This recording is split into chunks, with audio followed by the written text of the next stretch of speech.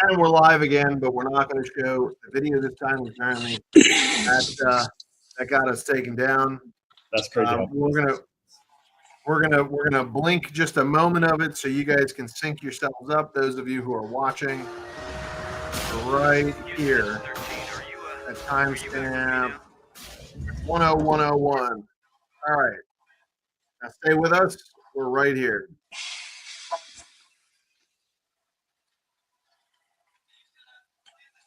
So yeah, they really didn't think this was an emergency. Mission Control wasn't sure whether or not this was an emergency, and they were, they thought it might just be instrumentation, and it took a couple minutes before they realized that this is a real problem.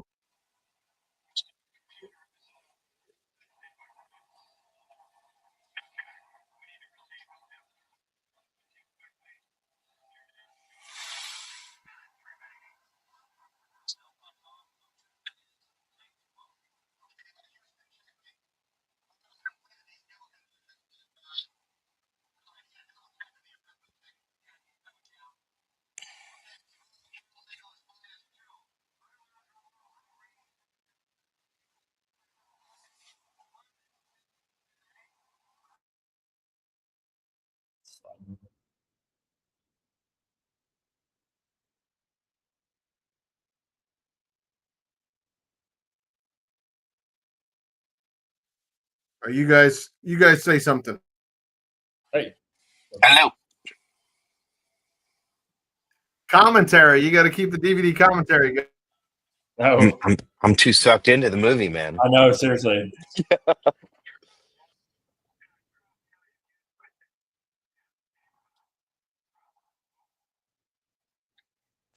So what they're doing here now is switching over. They have various different bandwidths and stuff that the comms can go on, and a lot of that was switching over the comms and then switching, making the lunar module. Their new life. Here's Dick Cavett.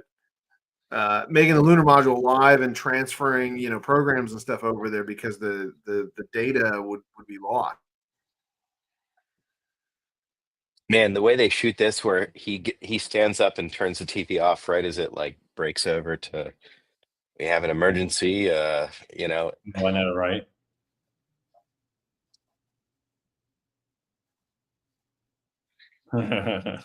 Oh man, I'd kill for one of those TV consoles, man.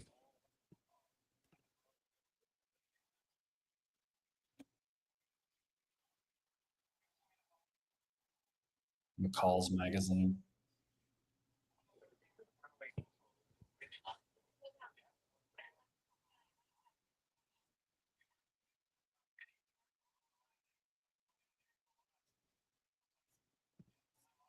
Max, do you know anything about were these filmed in any of the like astronaut homes? I don't know actually. I'm not sure. I don't believe so though. I could be wrong. Timber Cove is where they all lived in Houston, Yeah. and that's where like the Lovell and Neil Armstrong's house and stuff was. I don't think they used the actual homes. They might have driven along the outside of it because it looks right,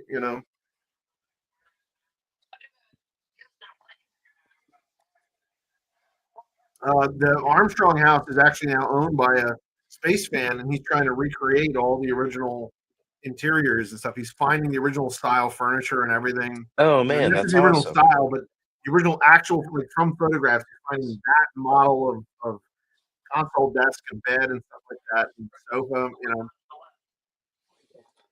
He's doing that so that he can just put it on the market and sell it to you, Max.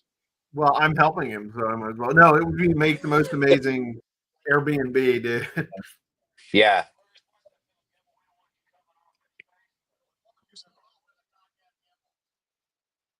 That's where the idea of the squawk box came from. Actually, we were sitting in the car outside of Neil Armstrong's house, and I was like, "Oh, it'd be cool if we had like took one of the squawk boxes and like made that functional and that we could put in the house."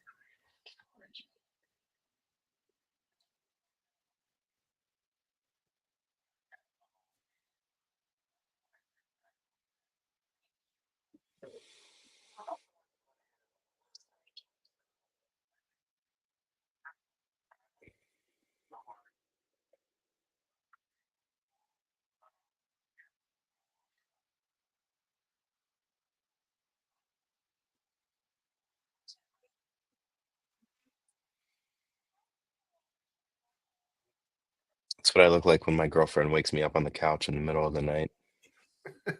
Why are so many people here? That's- There's so many people here.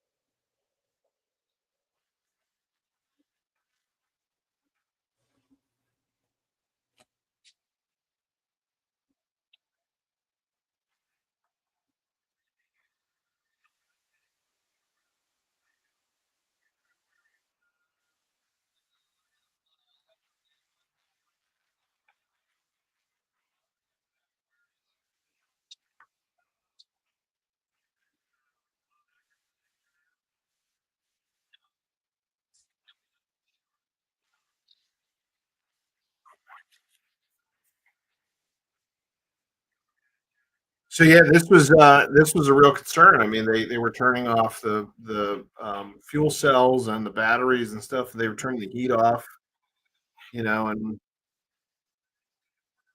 the I don't know if they stopped doing the barbecue roll. Oh, The yeah, for the like to, It was so avoid the that the sun. solar, Yeah. yeah, they'd equally heat the craft by being in the sun at Yeah. different Hmm. angles.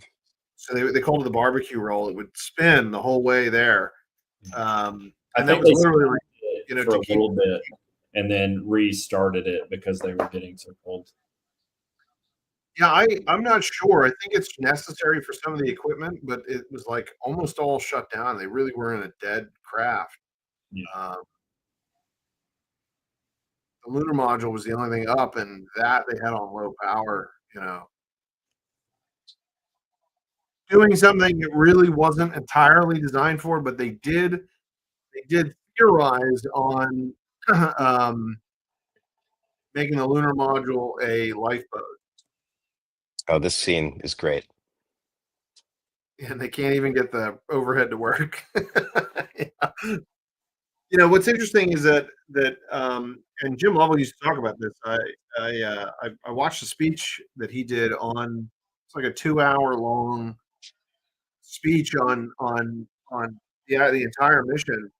It happened at exactly the right moment.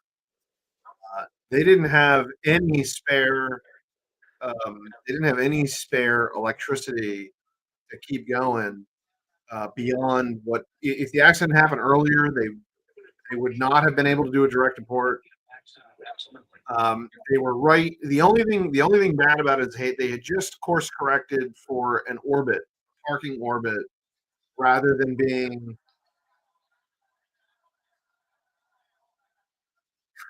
They're all yelling at each other. The the So the white team, which was Gene Kranz's team, Yeah. came down, uh, and this is true. They all came off console. They were right in the middle of a switch. They were right in the middle of a cruise switch in mission control, and these guys went and worked the problem directly. And they were sleeping in the hallways and stuff like that. They woke up everybody and brought them in. Front room, back room, multiple shifts.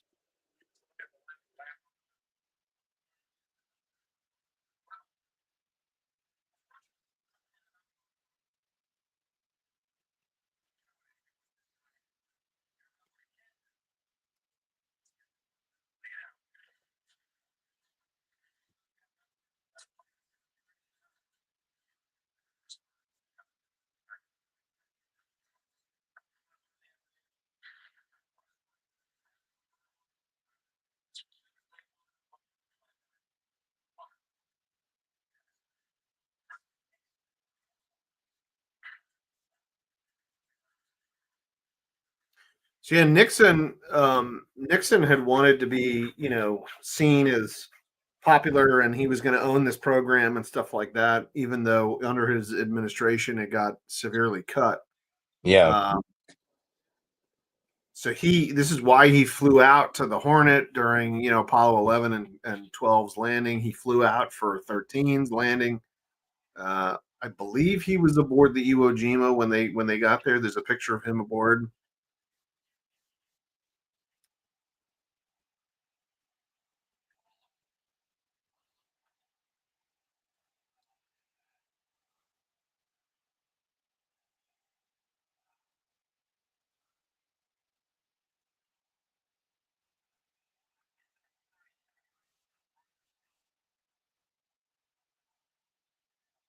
There's Squawk Box.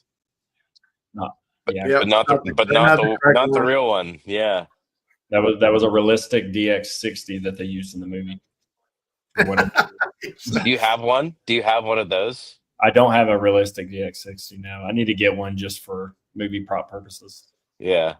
Yeah, it looked cool. It's better than the Charlie's Angel box. Yeah, and I think that's why they went with it. I think they're Probably. both equally cool. Like I understand why they used that one in the movie, but like I don't know, the original one just there's something it's so good. Yep. So we're about halfway through the film here, and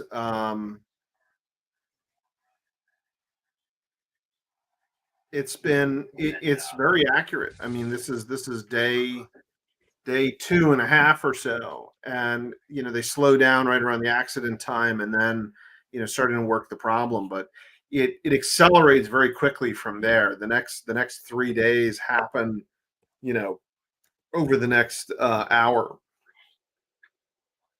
or less. I mean, really, over the next 25 minutes, Yeah. 30 minutes, they basically move forward 3 days.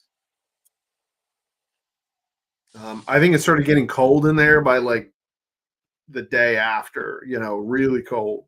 Yeah. Also realize I don't think they had the hot water system too. Their food was done. There's the big old Squawk Box.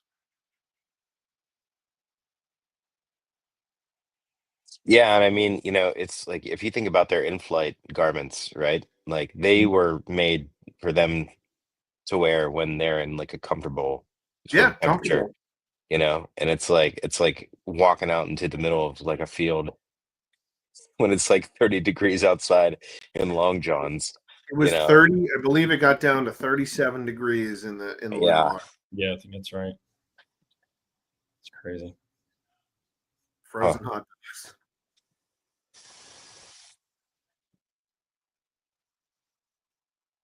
Max, do we have any people in like the live right now Yeah. watching? 3 people are watching right now. We had 11. Cool. We need 13. Yeah, here's the moment. And this is true. He was going to have an anchor on his helmet there for being a Navy man. Yeah. That helmet is in the Adler Planetarium. And of any of them, he deserved to walk on the moon. Oh, here it is. Yeah, for real.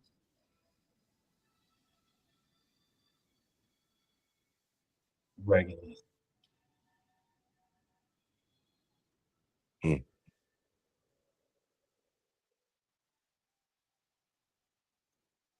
It just made Earth way bigger than it would have looked. Yeah, I was about to say that's not what It it would be a like lot. 20,000 miles away.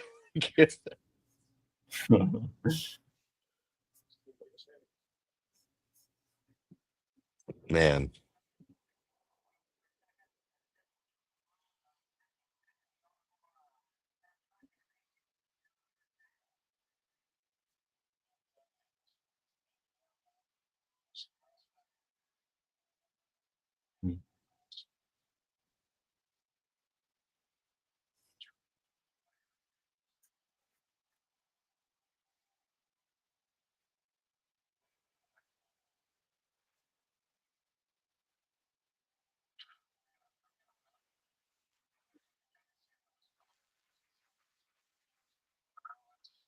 Just a shout out to James Horner for doing one of the most amazing film scores of the 20th century.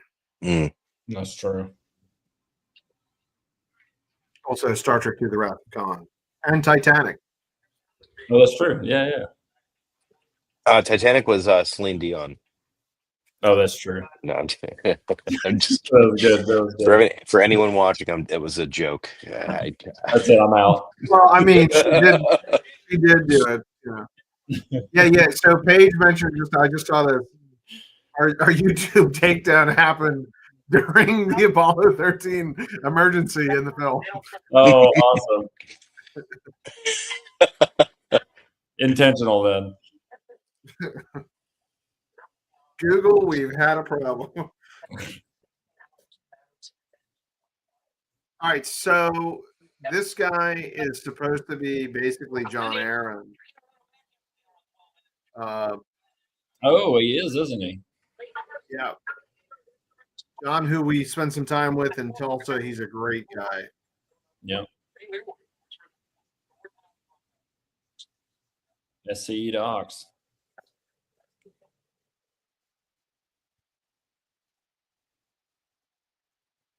What's funny is in this guy is Lauren Dean. He in this scene he sounds more like Gene Kranz does in real life. Gene Kranz has this kind of like Midwest accent. John Aaron has like a Texas accent for real. And here Ed Harris doesn't sound anything like Gene Kranz, but Lauren Dean does.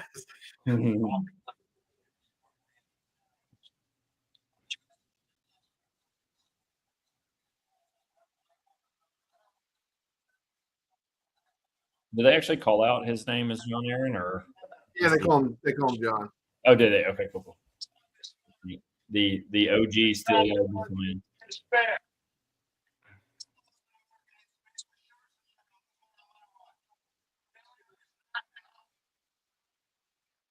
Never spoken by Gene Kranz till after the book came out. I was just wondering. Yeah.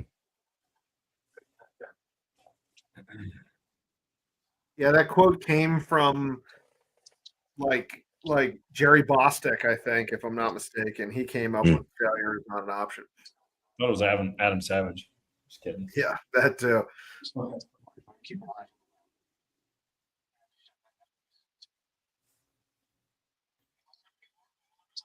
I forget. I need to be drinking out of my Apollo 13. Oh yeah. Oh, I have that same cup. Yeah, that's cool. I kind of forgot I had this.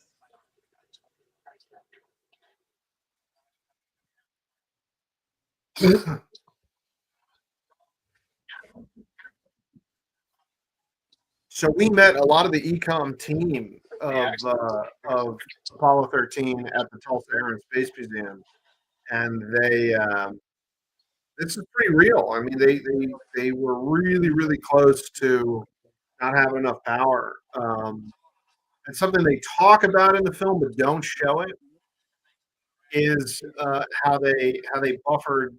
They charged the command module batteries, the descent batteries from the leftover juice in the lunar module. Yeah, they ran a cable. I had asked John Aaron, why was there a cable? Why was that even possible? And he's like, it wasn't intended for that purpose, but it worked. Yeah, because there was two different contractors, and they realized that they weren't compatible, and they had them remake it or something. Something like that. Yeah, we were there. We were sitting with him at dinner, and I had asked, and he had the answer for it, and I forget exactly what it was, but it was essentially they it was not a prescribed use for it, but they could do it. They could charge the batteries, and once they did that, they had more than enough juice. They could have landed long, and they would have been okay.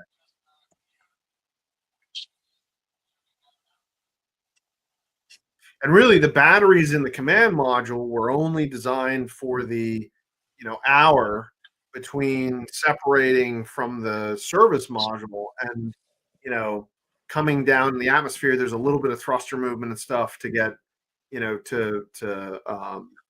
lift body. The entire command module is a lift body. So as it comes down, and then then they're waiting for the ship to show up. So it has a transmitter, and that's it. The lunar module only ran on batteries. It had no fuel cells. It had no other power source. So it was designed to run for 2 or 3 days, 4 days on battery power. So that was okay.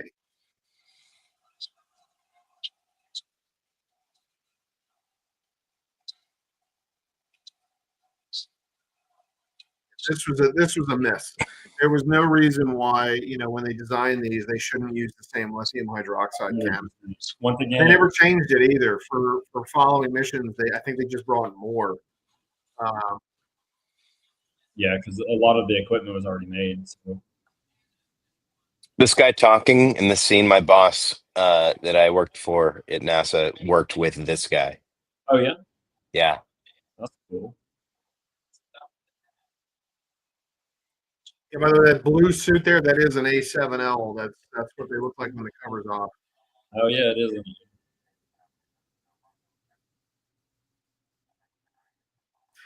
There was a good question. Why didn't they just put the suits on to stay warm or to breathe through? They could hook up the suit to the dashboard effectively.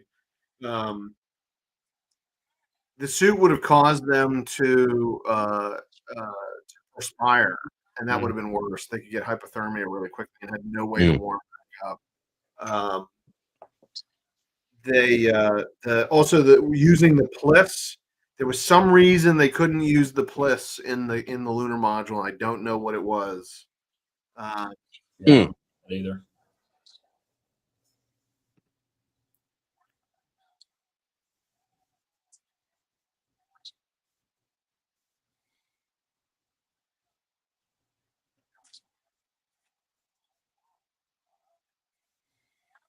I don't know who this guy's supposed to be.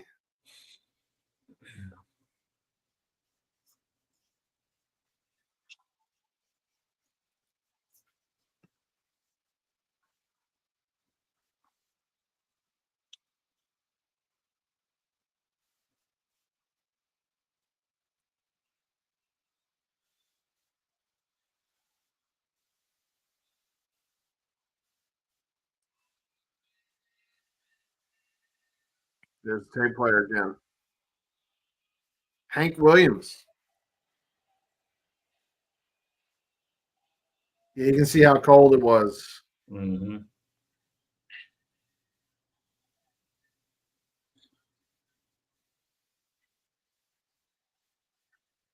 They did bring a lot of medication on board for various ailments and stuff, especially after Apollo 7 when the entire crew got sick.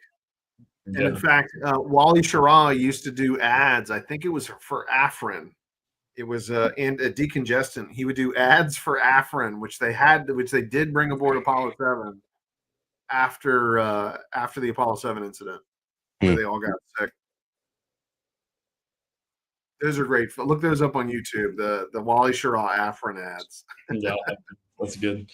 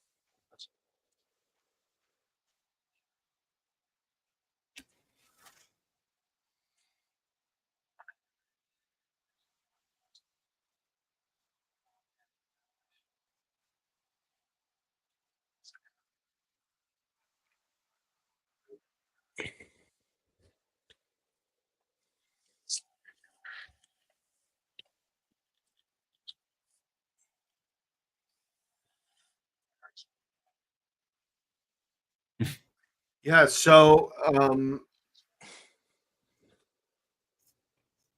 Fred Hayes got a kidney infection from this.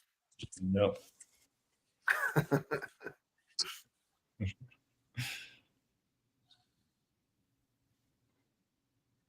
So we're at timestamp 126 at the tone. When I say beep, we'll be at 126 if you're watching at home.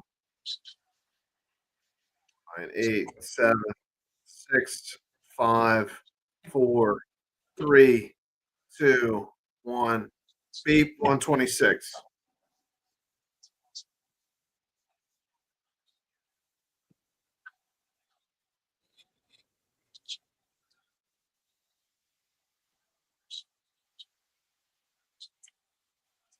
So this scene is considered by the crew the only real fiction.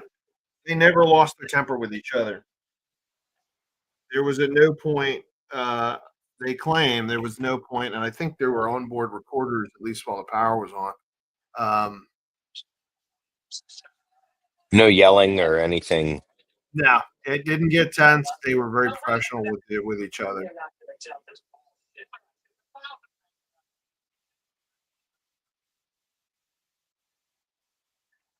So this was necessary for the film, but it didn't actually happen. Hmm.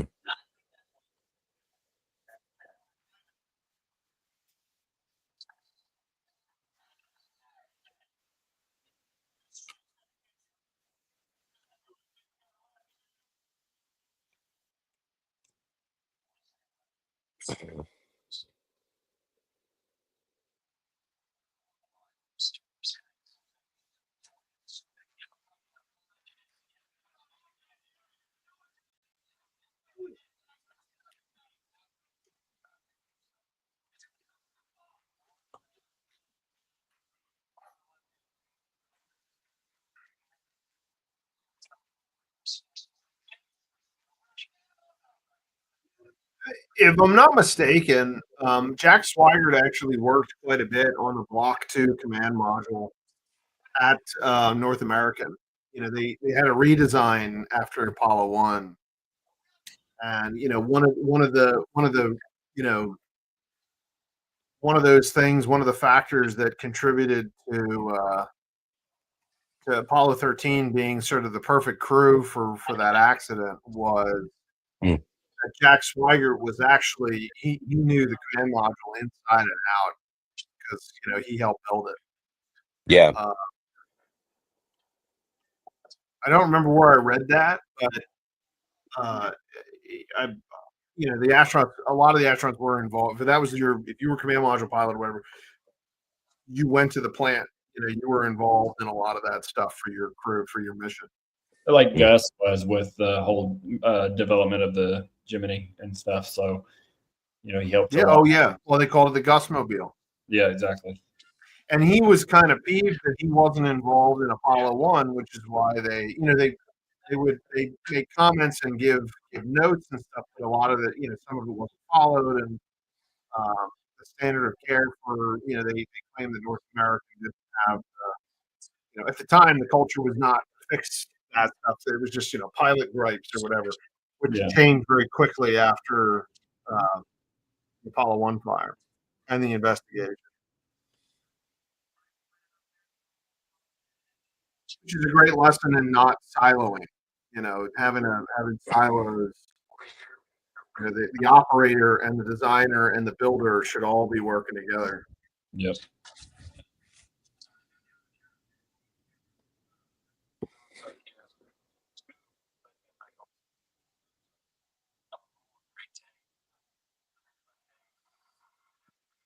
Yes, duct tape comes to the rescue. Mm-hmm. Yeah, those ICGs, the in-flight coverall garments, were made out of whatchamacallit. They were made out of Teflon.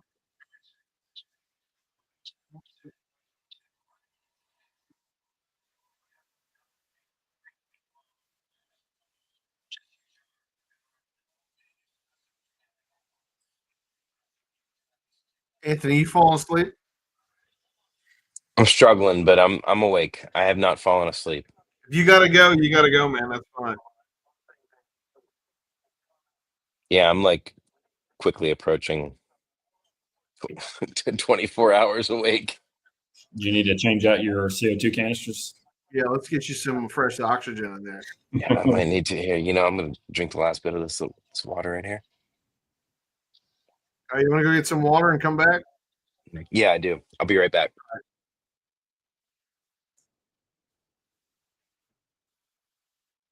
Where are you right now, Brandon? They tore the bag. Yeah, I'm perfectly in sync with you.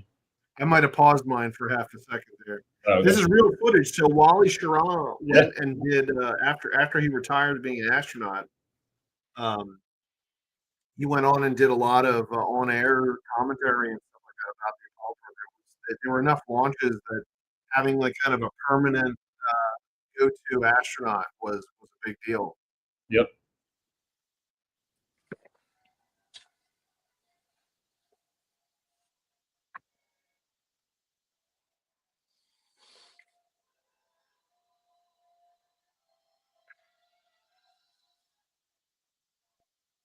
So yeah, Anthony, you got to stay awake for like 60 hours to recreate Apollo 13.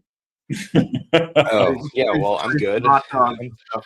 but like a third of the way there almost. Yeah, exactly. It's It no was problem. 5 days, right? It was a total of 5 days. Yeah. It's another 40 hours, right? Ooh, work is gonna be rough on Monday It's only and Saturday. I Tuesday mean, and Wednesday. Yeah. oh yeah, how's the new job going? The new job is great. It's awesome. I love it. Yeah. Aerospace again. And medical and military. Yeah. It's cool, man. You're at Astrobotics? No, I'm at a company called Aerotech. Oh, Aerotech, right, Aerotech. Yeah. cool. Astrobotics is out in Pittsburgh, though, isn't it? It is. Yeah. I had applied there, but they didn't have any soft good positions and I was looking for like some kind of like technician position and they didn't really have anything and um you know, Yeah. So all these bags and things you see around the lunar module and stuff they were tearing apart to build this lithium hydroxide. That's stuff that Anthony did for real, but for modern missions, for Artemis and for some of the rover space missions, station and stuff like currently. that. Space station. Yep. That's what he would sew this stuff up, and they'd send it up there on a Dragon or the other one. Yeah.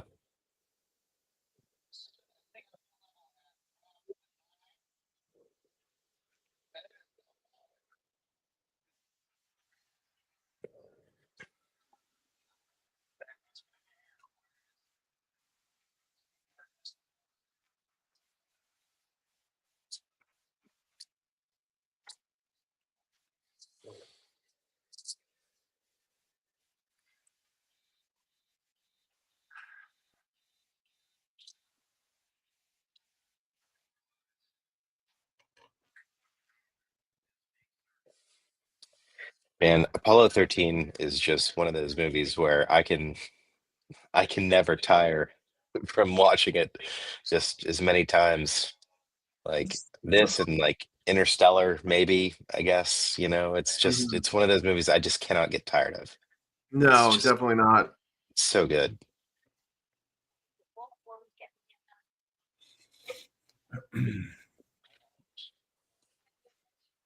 This scene gets me every time. Oh, I know. Gosh. Oh man, yeah. Such a sweet old lady.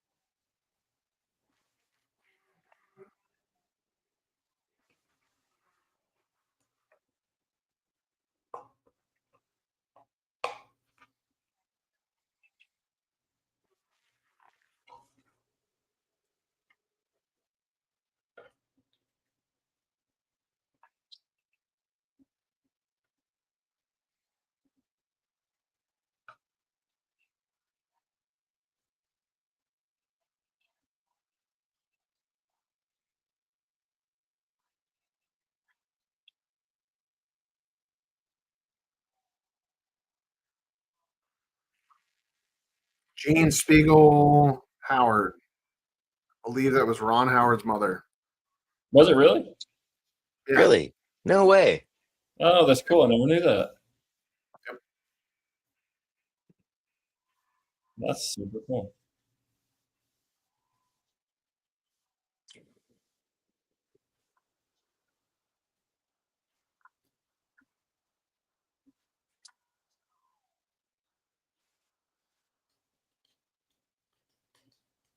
This might be like a stupid question, but what kind of batteries were they using inside that tape Double A. player? They're double A's. They're a version of a double A. Yeah.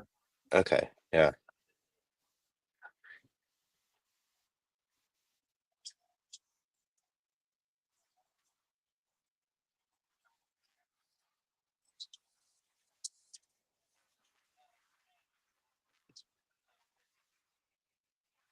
Yeah, they were tax filings April 15th, right? So they were in space during Oh during yeah, Oh, that's right, yeah. Jack Swigert says he forgot to file his taxes. yeah.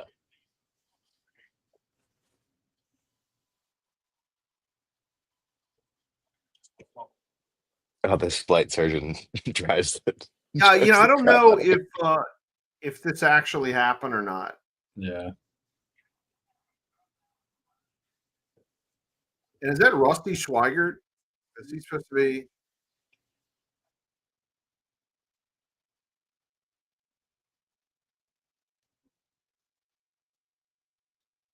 The guy in the like yellow shirt there. Yeah, Capcom. They were always astronauts. Capcom was almost always astronauts. Yeah. Mm. I think the only redheaded Apollo astronaut was Rusty Schweikert.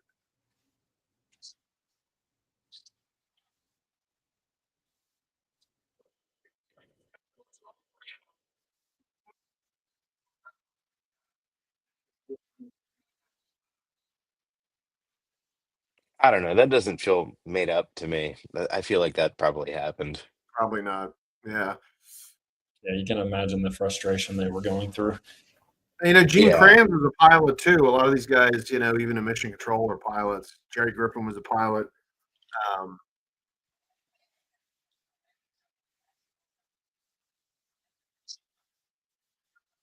and this the guy on the left with the mutton chops here. That's Max Kredenchik. He was in Star Trek Deep Space Nine. Oh His yeah. brother Rom. Yeah, he played Rom the entire series of Deep Space Nine. Here it is. Here it is. All right, yeah, frozen hot dog.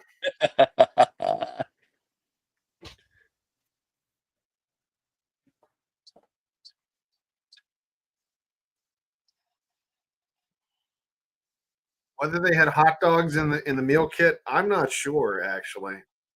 Yeah, I was wondering that because that It was a seems lot kind of. I of mean, it was still freeze dried stuff. They heat it up with a water gun.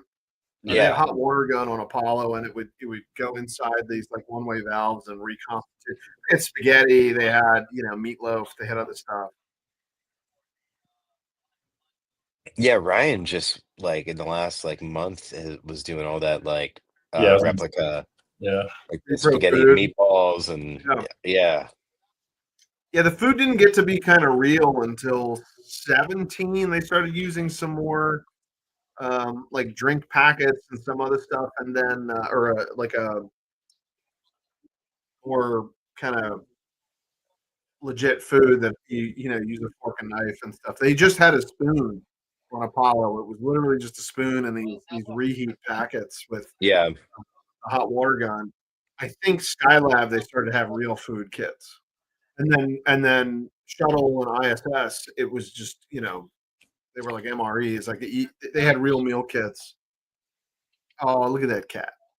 Yeah, Bincy boy. Just the tail. Yeah. Oh, is that a black cat? Yeah. Well, there you go, man. That's the what did they say? Black cat walking under a ladder in front of the lunar module. That was Yeah, all across a broken mirror. broken mirror. Yeah. Yeah.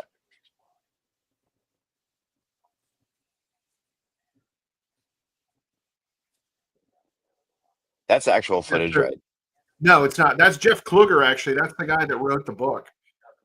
Oh, really? Yeah, he wrote Lost Moon with Jim Lovell. That's cool.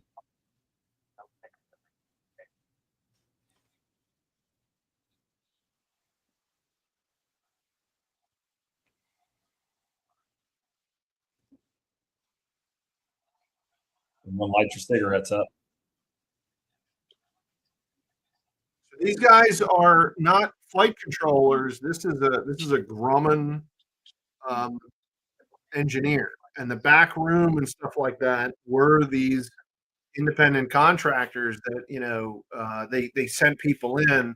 They weren't NASA employees. So like Jim Kelly, who we met in Tulsa, was a North American engineer, and but worked the back room. And eventually he got hired by NASA, and he worked on the shuttle program and stuff like that. But like,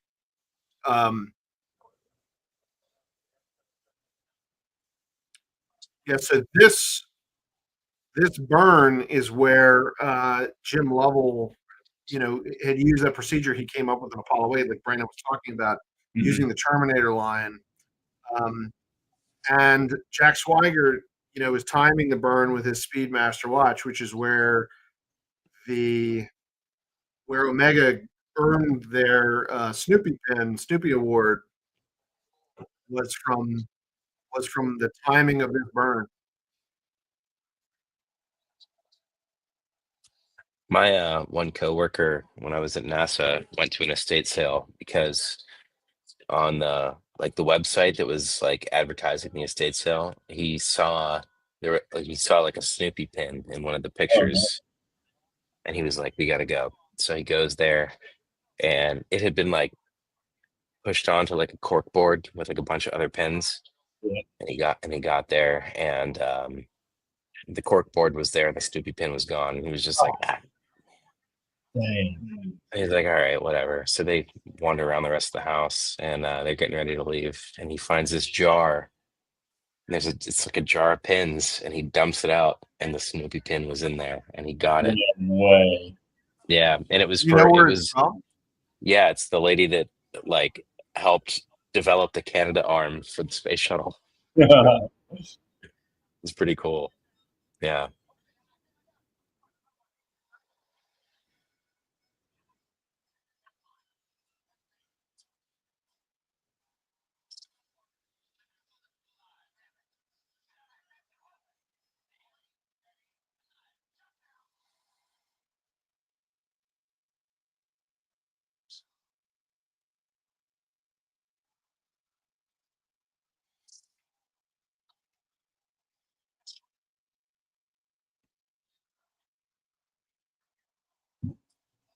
Use Max. I don't know. I thought he put me up on the screen. Oh, I'm back. Yeah. there he is. Okay. So Easy. this is a Snoopy pen from the Gemini program. I don't think you've ever shown me that. Oh yeah. I forget where it came from, but it was it's a piece that I cherish. Yeah. That's This, that's the next lunar replica right there is the Snoopy pin. we're not doing those. We don't do awards Yes. as Al Warden told us not to. And this is That's why I part. have this. Yep, that's one of the astronaut pins we worked on. We're going to turn them into cufflinks or something. We never did. This is a piece of the couch from 13. Oh, no way. No way, it's in lucite, and this came from Fred Hayes. That's Oh, cool. that's cool.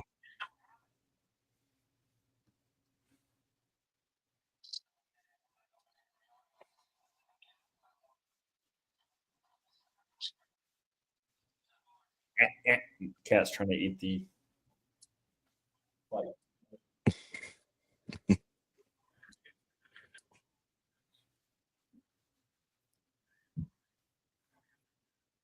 All right, quick time check. I asked him recently if he ever was scared. Oh, well, I've had an injury.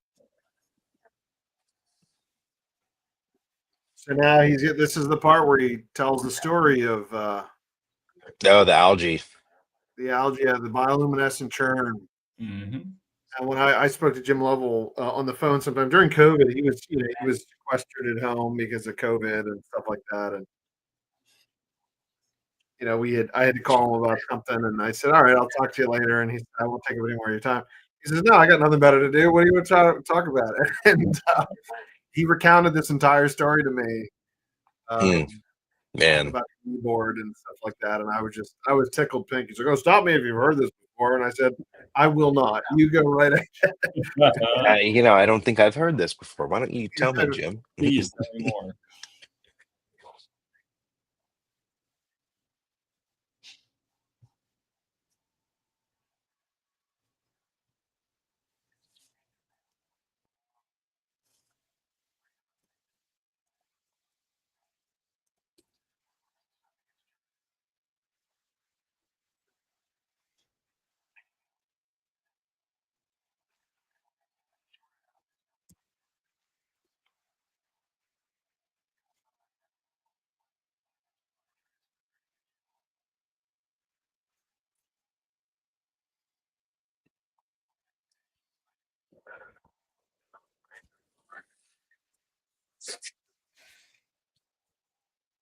I think that was a real interview too, with I forget who that was.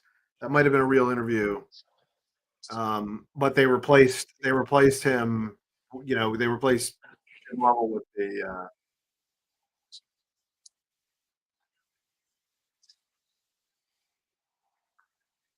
with Tom Hanks.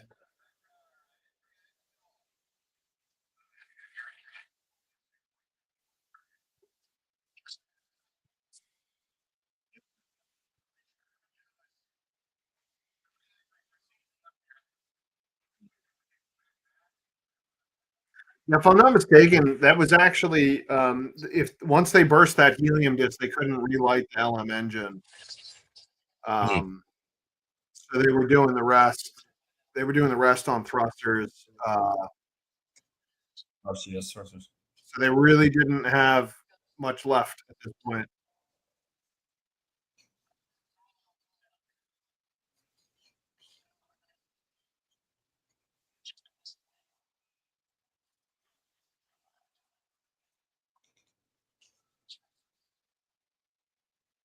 Yeah, Deke never. I mean, nobody but Capcom would communicate with the capsule. Not even the flight director.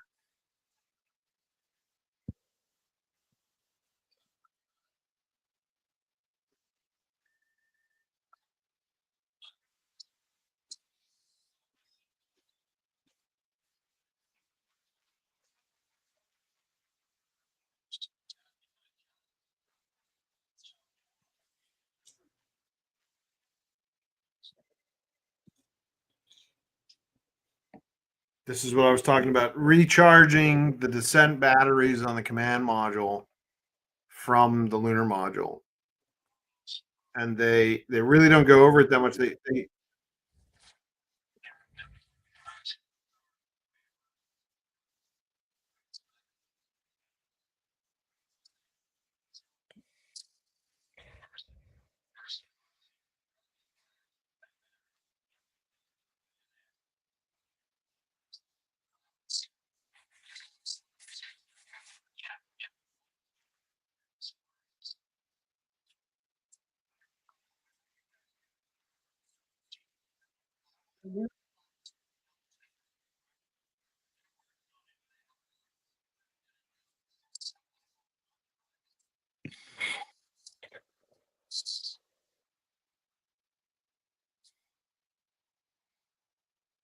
Yeah, I don't know if Gene went off on anybody like that.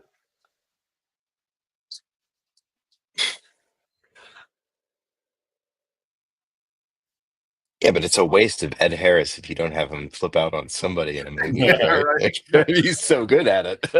Yeah. Oh, When was yeah, he had already done The Abyss a couple years before. did you guys ever hear about how apparently making that movie was like an absolute Oh, nightmare he for the almost drowned. Yeah, a actors? couple people almost died on that film. Yeah. Yeah, The Abyss was Uh, bad news, and they God, and like he won't talk about it. He's like, I never want to talk about The Abyss again. mm. Who made that movie? Was that Jim Cameron? It's Jim Cameron. Yeah.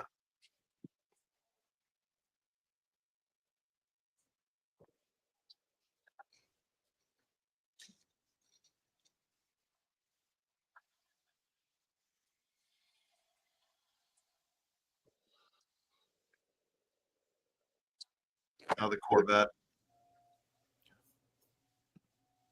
What the?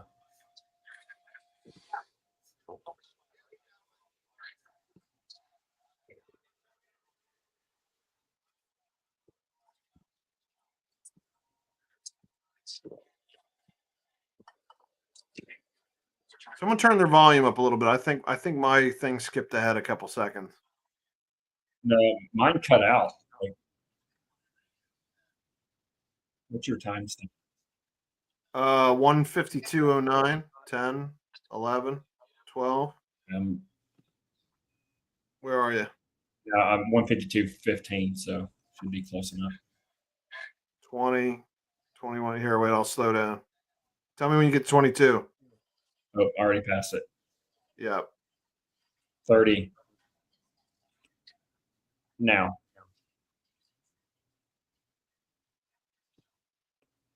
I think we're on the same time now. Just Okay. bringing Neil into the room.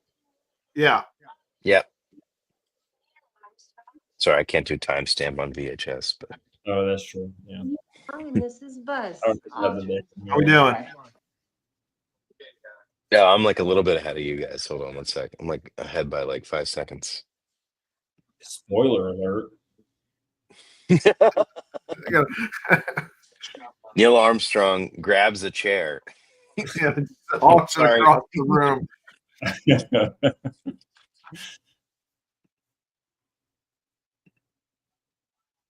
Gene popping some pills. Yeah. Yeah. Fentanyl. They did have stimulants aboard. I mean, there was stuff aboard the craft that they could self-prescribe or the surgeon would tell them to take. It was like In fact, Tylenol and like Dramamine or like yeah, all that stuff. They had and Afrin, and there was a couple other things too. I think they had some amphetamines and stuff that if they really needed to stay awake, they had some stuff they could pop. The idea that they had some sort of a cyanide pill or whatever, that was BS. That was not real. I've never heard that. Cyanide pill? Yeah, there was a rumor that if something happened and they were stuck Like in it the ended atmosphere or whatever, they were headed towards the sun, they could pop something. It wasn't true. It was never.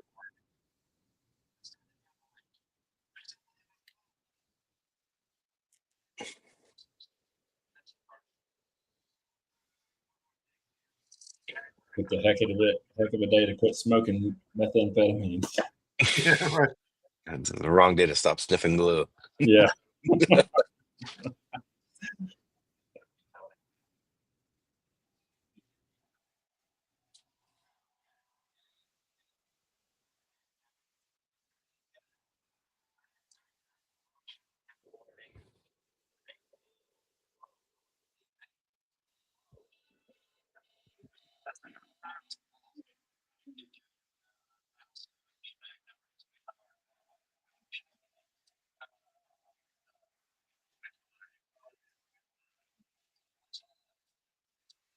Yeah, so this is why so much stuff from 13, is still out there, is because they were saving a lot of, they needed to wait, which would have otherwise been jettisoned, Mm-hmm.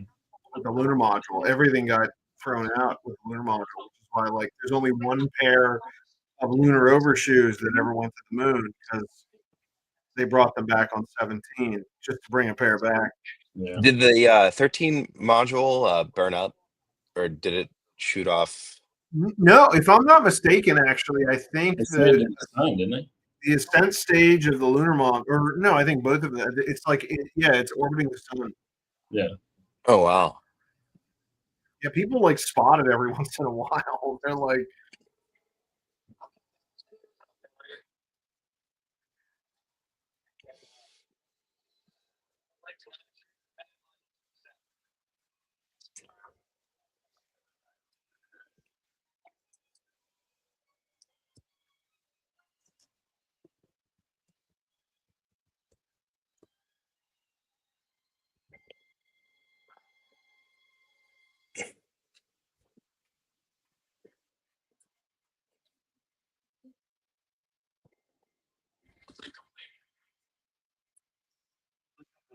All right.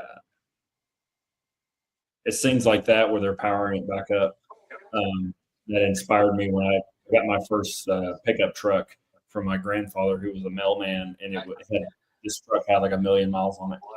And one of the first things I did was remove the ignition and wire about, I don't know, 10 to 13 switches across the main dash that were in a different sequence. So in order to start it, you had to flip all of these switches in a certain order, and then when the red button like switches, you flipped it up and hit it, and then the truck would start. Oh man, that's Oh, amazing. this is your dad? What's that? This is your dad? No, I did this with my first truck I ever had, my first vehicle. My grandfather gave to You me. just lose your keys all the time? Yeah, I never had the keys; they stayed at the house, so you had to know the right sequence to hit the switch. Well, what was the sequence? Oh gosh, I don't remember. Does that truck still exist someplace? Somewhere. Max is trying to buy it right now. I want it. I want it now. That's amazing. You gotta put a jumper cable between the engine and the. You gotta stretch some duct tape across a lithium hydroxide Yeah, exactly. canister to get the air conditioning working.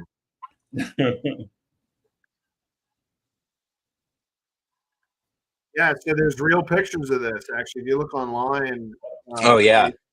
that the Hasselblad pictures that Swiggert's taken there.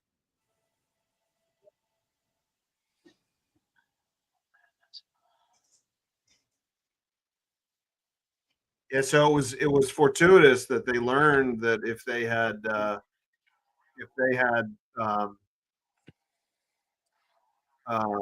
if they had fired the SPS engine on the command module on the service module, they probably would have exploded. Yeah.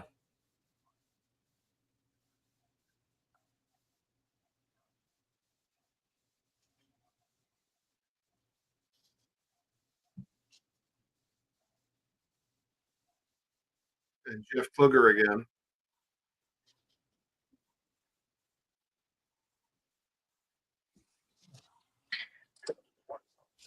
You think it took Ken Mattingly like a super long time to figure out that sequence? Because when they called him in to figure it out, he was probably still drunk. Yeah, right. Hit to sober up.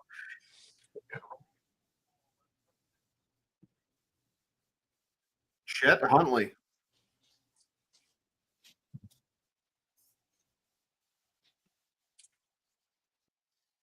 Hey, that looks familiar. Yeah, they actually kept it.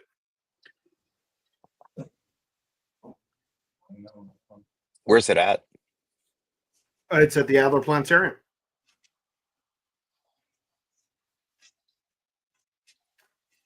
Is that where like the most Apollo Here. 13 stuff is? Oh, look at that. A lot of Jim stuff is there. Yeah, I took it while we were there, so now it's in my collection. You just took it. we sell them. I mean, we have that's 15. I have all the odd number missions. I have 11, 13, 15, and 17. Yeah. Because it's wild. 12, 14, and 16. I can't get the graphics for. Oh, really? Yeah, I actually have. Those are based on the actual graphics. Like I was able to download the original graphics, clean them up a little bit. Someone must have had them. They put them online. They had the scan of the burn. There was like a burn in and then an acid wash or something. Yeah, there it is. They were going to stick it on. That was the idea. They were going to stick it on over the existing. Yeah, Fred was sick. He had a fever at this point. It was not good. He had to get injections from D. O'Hara for a month afterwards. He was so sick. It was pretty bad. Like if being potentially trapped in outer space isn't bad enough, you also just get sick. What did he say at the Tulsa thing? He said, "No one's seen my butt more than D. O'Hara or something." D. O'Hara, yes, she had to inject him in the ass. He had to come with him with all the press. Yeah, they did. They did like a press tour, and they did stuff for Congress. There was like an investigation or something. And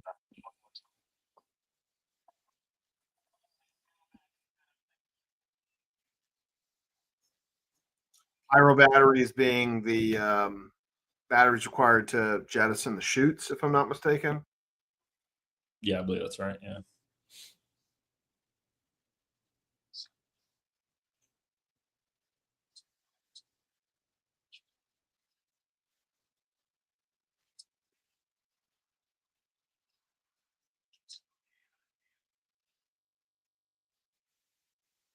All done on parabolic flights. Incredible. I think they spent months because you can only do it's only like less than 60 seconds at a time. Yeah. Yeah. Yeah, I'd say they spent a lot of time filming in that thing. My boss had shown me a bunch of photos from when he first started working at NASA.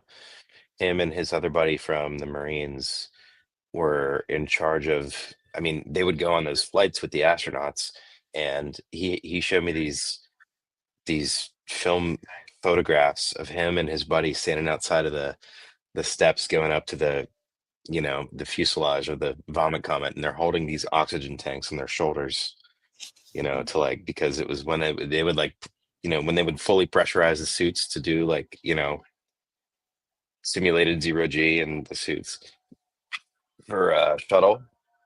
Mhm.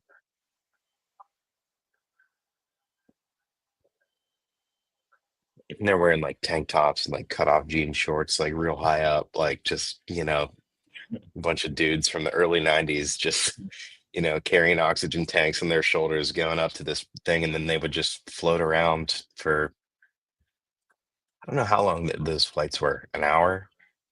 Yeah, I know they were up there. They'd go for hours. Yeah. Yeah.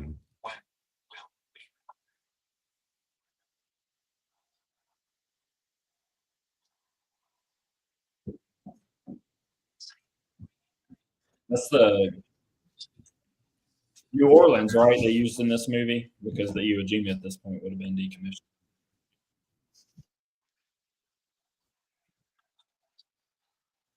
What was you saying?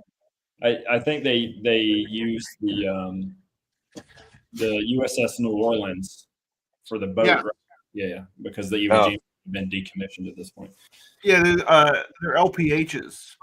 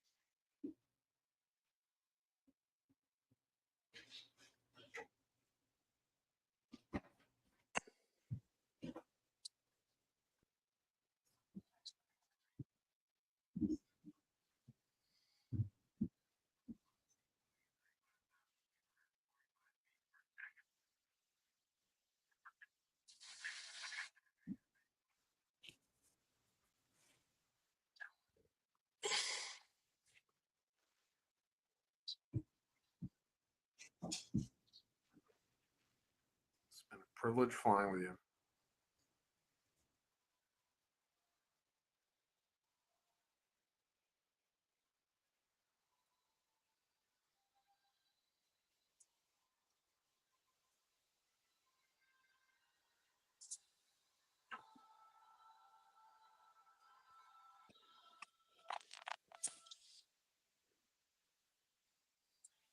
Yeah, the command module would come down at a pretty steep angle, and it would actually shift and slow its descent a little bit. It would skip a little bit in the atmosphere.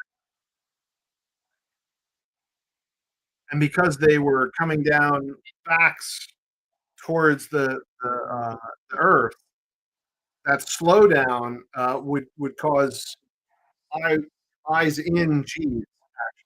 Yeah.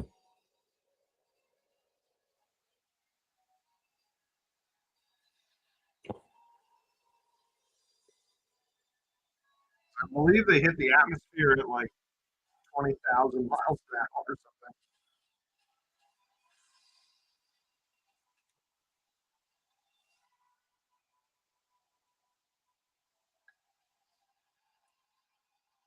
Yeah, 24,800 miles an hour. Jeez, man.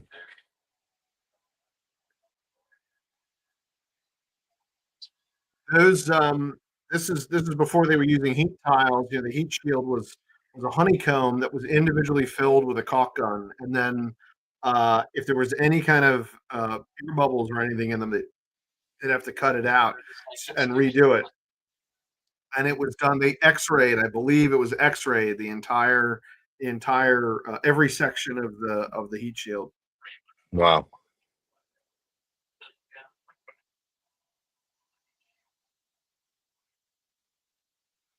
Yeah, Jay Lovell was in military school at the time, I guess.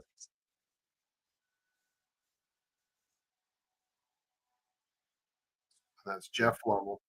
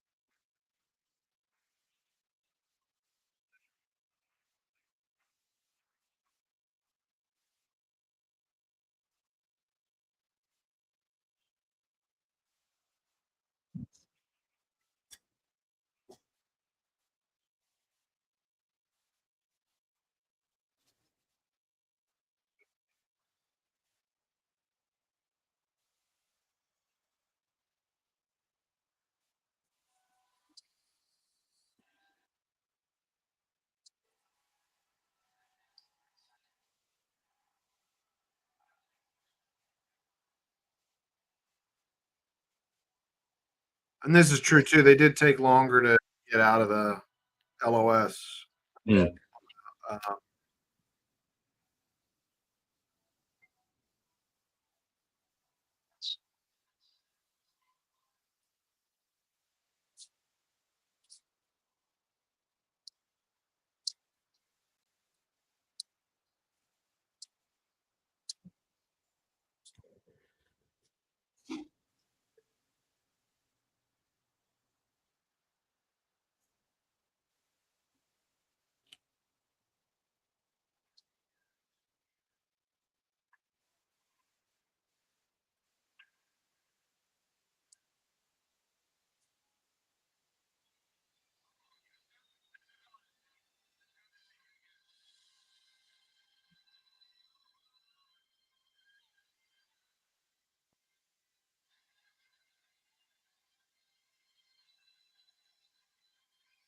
Uh, and that is the real footage of Apollo 13.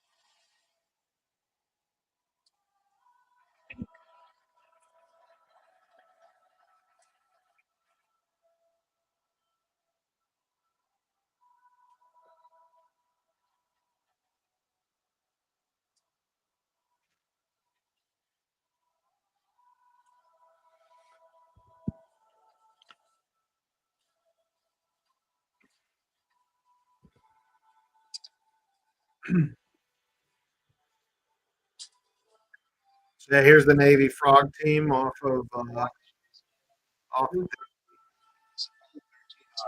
Iwo Jima. Oh, here, wait.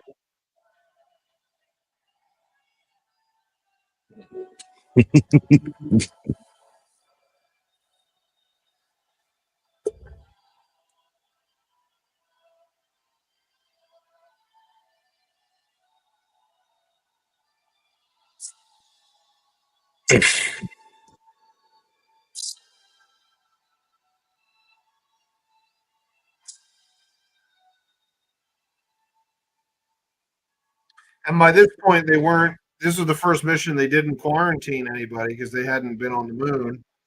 Um,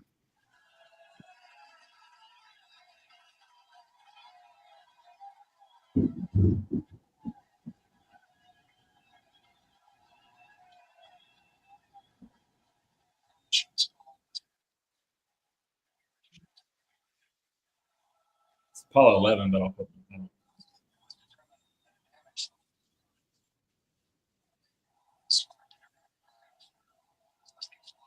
so in this scene, the captain of the Iwo Jima is played by Jim Lovell.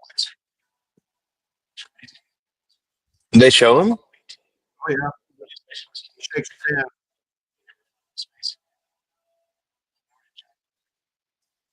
You'll see. Just a second.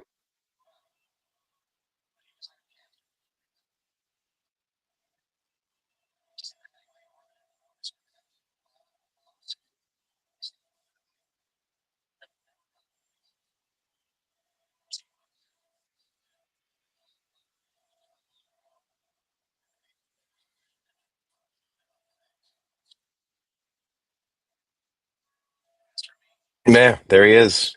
There he is. Saluting.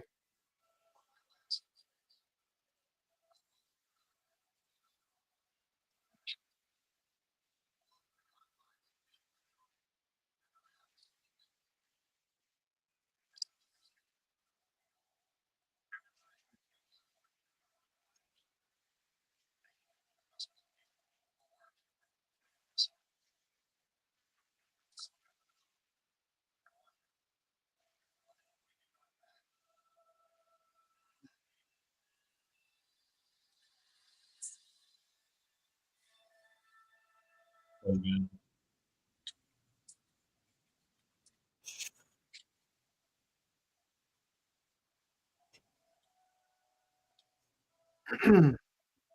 Wow. Yeah. Well, thank you all for joining us. Whoever's left, Yeah. and it's just one of those things where this will forever be a moment in history. 13 will always be a moment in history. This film did a lot for that. Tom Hanks and Ron Howard and the whole crew there, Jeff Kluger, and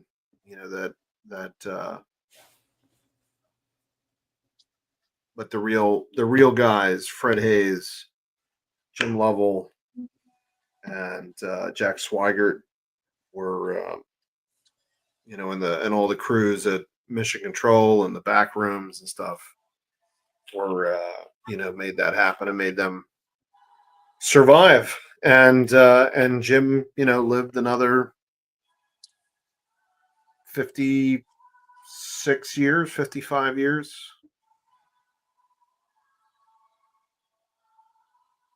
Fred's still with us. There's actually a statue of Jack Swigert in the Capitol building. He was a congressman elect from Colorado and never made it into chambers. He died before he could take office, as it said at the end of the film.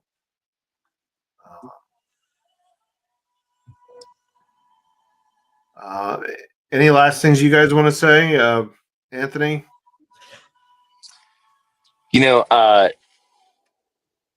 This was really special getting to hang with you guys and watch this in honor of Jim, and Absolutely. I think we're really lucky to have gotten to, speak with him and spend time with him. And, that's really special. I was listening to, it's actually funny because Brandon, you mentioned Conan O'Brien earlier, Yeah. and at work, I've been listening to his podcast, and So good. I listened to the episode yesterday. It was about 2 days after Norm Macdonald passed away, a few years back. And doing this with you guys kind of reminded me of that episode because they're just sort of, it's just these people that kind of, I mean, they knew him well. I didn't really know Jim well at all, but just kind of reflecting on what a special person he was. And, there's only one Jim Lovell, and there will really never be anybody else quite like that man. So, yeah, this was just really nice being able to watch this with you guys and just, do commentary over it and laugh and cry. And Yeah. yeah, Brandon. Well, I got to do something real quick. Be right back. Oh boy. Um, Max. yeah, his one of his one of the things is just his history. I mean, this guy who grew up without a father and bounced around, got so far and accomplished his goals, and stayed married to his high school sweetheart, Mhm. and raised this incredible family who we all had the pleasure of meeting, and all of them are wonderful. I mean, four generations of Lovells, really, great grandchildren that we met.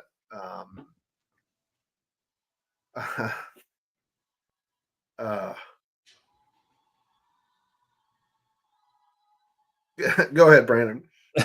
I think they misspelled their last name. It should have been Lovely because that's Yeah, there you go. that's the type of people they are. But I know I went and grabbed a proper drink to do a little send off there. So out of a moonshot. So Moonshot. That's a good line. so we got a drink to Jim. Cheers. Yep. Yeah. Yeah. This was a lot of fun. It was. We laughed, we cried.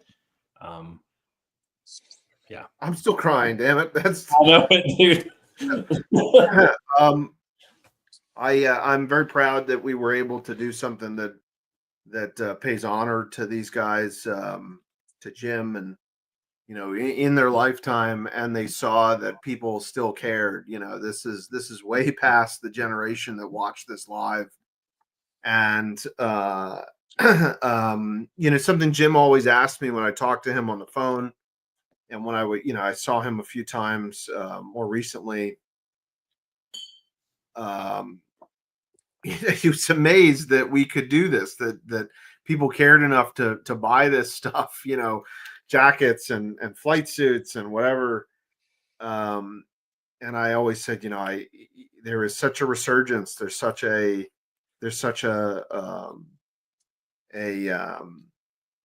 demand for this stuff to keep it alive and keep it going.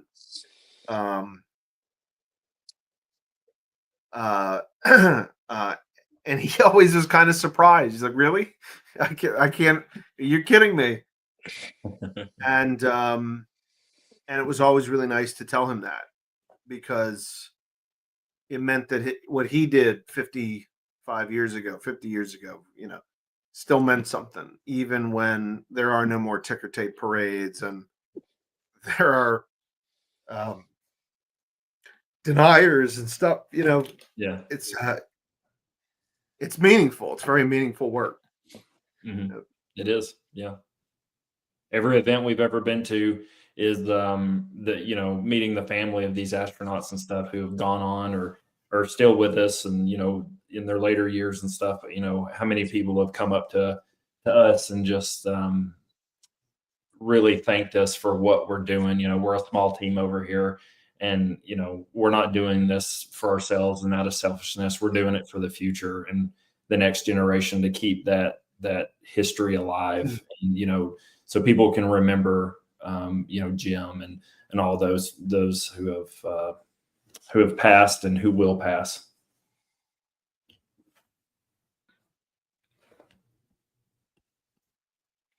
Gentlemen, it's been a privilege Yes.